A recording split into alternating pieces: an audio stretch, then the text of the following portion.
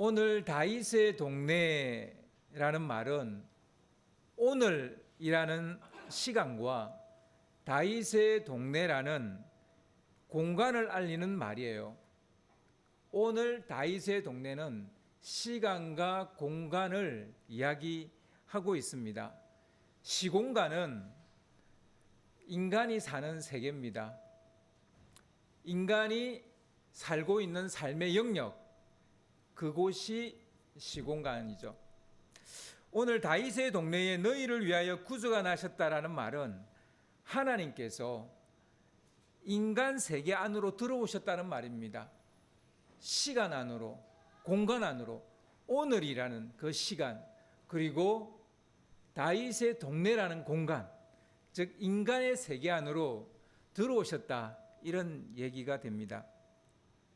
달리 말하면 하나님이 사람이 되셨다, 이런 얘기죠. 하나님께서 그렇게 하신 이유를 성경은 이렇게 말합니다. 너희를 위하여, 우리를 위해서다, 이렇게 말하고 있습니다. 하나님 당신 자신을 위해서이기도 할 거예요. 하지만 먼저 퍼스트는 너희를 위하여라는 거죠. 우리를 구원하기 위해서 그렇게 하셨답니다. 이 기록된 말씀을 믿는 사람들이 크리스찬이라 할 수 있겠죠. 그래서 여러분들은 성탄절에 이 자리에 나오신 거는 하나님이 사람의 몸을 입고 이 땅에 오신 것을 우리가 기쁨으로 영접하기 위해서 여러분 이 자리에 나오신 줄로 압니다. 이 출생이 일반적인 사람의 출생과 다른 점이 바로 이 점입니다. 인간으로서는 도저히 이해할 수도 설명할 수도 없는 놀랍고 경이로운 사건이라는 거죠. 그러니까 출생은 다 경이로워요. 놀라워요. 여러분 아기를 낳아보신 분들은 아시겠지만 오늘 영상 속에서도 여러분 보셨죠. 이 아기 자체가 너무 신비하고 경이로워요. 놀라워요. 그런데 예수님의 출생은 사람이 사람으로 태어난 게 아니고 하나님이 사람으로 태어난 거예요. 이건 설명도 안 되고 이해도 잘 안 되는 부분이에요. 그러나 우리가 설명이 안 되고 이해가 안 된다고 해서 그런 일이 일어나지 않는 건 아니에요. 사실 우리 이 삶의 영역 가운데 내가 다 이해하고 다 설명할 수 있는 일들이 있는 건 아닙니다. 마찬가지로 이 또한 우리가 다 이해할 수도 없고 설명할 수도 없어요. 그러나 분명한 것은 그 일이 오늘 다윗의 동네에 일어났다는 사실이에요. 그러니 우리가 이 사실을 천사가 알려주지 아니하면 알 수가 없는 거예요. 사람이 이해할 수 있는 일이라면, 사람이 설명할 수 있는 일이라면 사람이 설명하면 돼요. 사람이 가지고 있는 모든 논리와 모든 지혜를 가지고 설명하면 돼요. 그런데 그게 안 되는 거예요. 그러니까 천사가 알려줄 수밖에 없는 일입니다. 그럼 천사는 누구에게 알려줬을까요? 누구에게 알려주었을까요? 그리스도가 나셨다라는 것을 최초로 알게 된 사람들은 누굽니까?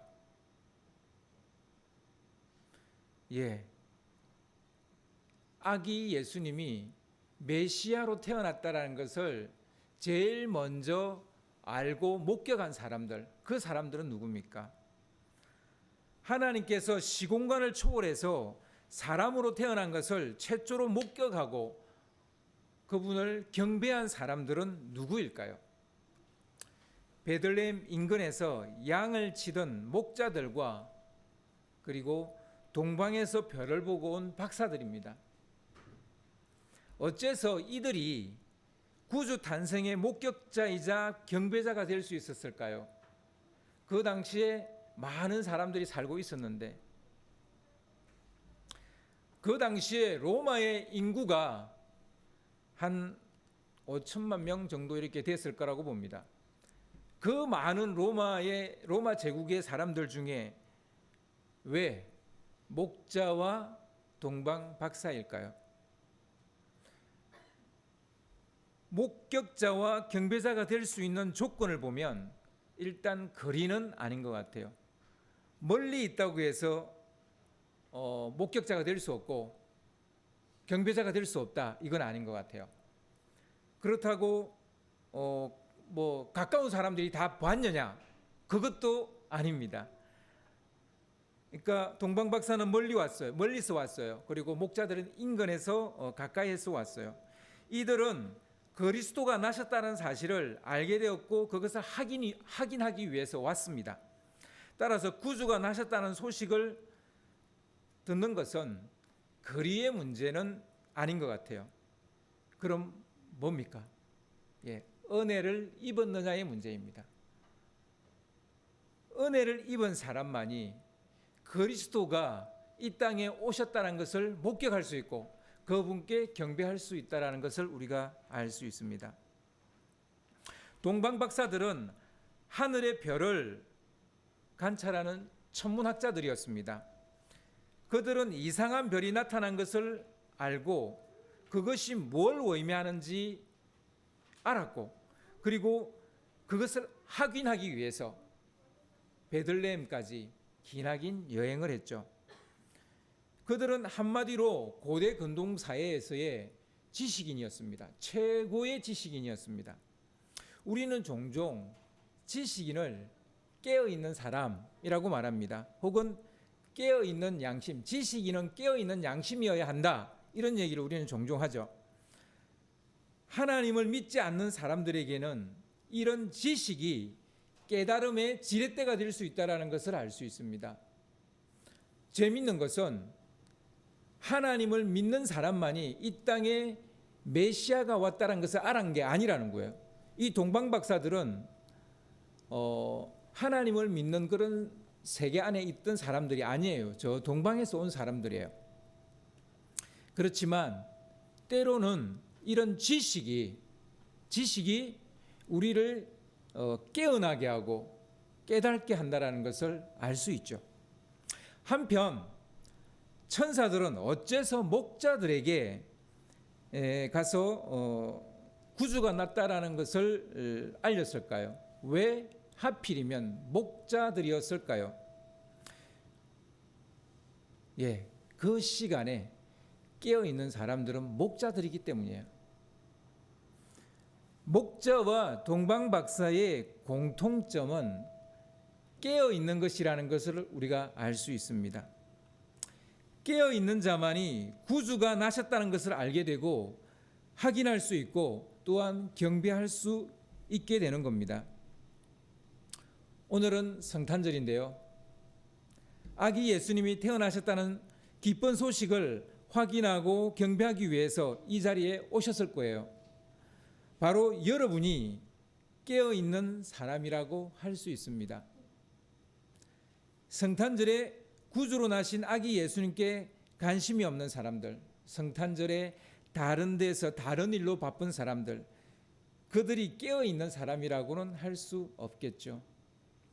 깨어있는 사람은 바로 이와 같이 예수님이 메시아가 그리스도가 우리를 구원하시는 구주가 이 땅에 오셨다는 것을 알고 가서 경배하는 사람이 깨어있는 사람이겠죠. 여러분의 오늘은 어떤 날입니까? 여러분의 오늘은 어떤 날이에요? 지적으로도 깨어있고 영적으로도 깨어있는 날이기를 바랍니다. 깨어있는 자만이 은혜를 입을 수 있고 은혜를 입은 자만이 진정으로 구주를 영접할 수 있고 경배드릴 수 있다는 사실이죠. 자, 이제 어째서 예수님이 하필이면 베들레헴이라는 공간에서 태어나셨는지를 생각해 보겠습니다. 지금 제가 시간에 대한 얘기를 했어요. 깨어있다는 것은 시간에 대한 얘기죠. 이제 공간에 대한 얘기를 좀 해보겠습니다.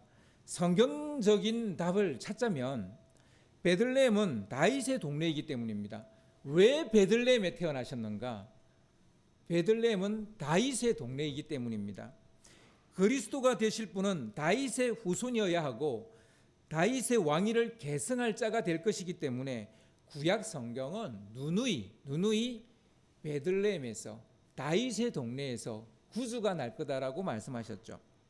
따라서 다윗의 동네에서 구주가 나셨다는 말은 다윗의 후손 중에 구주가 나셨다라는 말이 되는 거죠. 역사적인 답을 찾자면 베들레헴은 요셉과 마리아의 본적지이기 때문입니다. 그래서 호적 조사를 그 당시에 로마가 하고 있었고 그 호적을 하려면 본적지에 가야 되기 때문에 그래서 요셉과 마리아는 이미 임신 중이었고 산딸이 가까웠지만 베들레헴으로 이동을 하게 됩니다. 나사렛에서 베들레헴까지는 꽤 그래도 거리가 있는 거리인데 어쩔 수 없이 이동을 할 수밖에 없었죠. 바로 역사 속에서 일어난 사건이 성경의 예언을 이루는 한 예라고 볼 수 있습니다. 그러니까 역사적인 호적 조사라는 로마가 호적 조사를 했는데 그것이 하나님의 일을 이루는 즉 예언을 성취시키는 사건과 서로 이렇게 서로 하나 되어지는 그런 일이 일어난 것이죠. 바로 역사 속에서 일어난 사건이 바로 성경의 예언으로 이루어진 겁니다. 예수가 다윗의 후손이라는 것을 증명해 줄 수 있는 이보다 더 확실한 방법은 없다고 할 수 있겠죠. 역사적으로도 증명이 되고 예언도 이루어지는 그런 사건이라 할 수 있습니다. 요셉이 베들레헴 곧 다윗의 동네에 간 것이 바로 그가 다윗의 후손이라는 것을 증명합니다. 요셉이 다윗의 후손인 것을 우리가 어찌 아느냐? 마리아가 다윗의 후손이라는 것을 우리가 어떻게 아느냐? 그들이 호적 조사로 베들레헴에 갔다는 사실이 그가 다윗의 후손이라는 거예요. 다윗의 동네에 갔다는 거예요.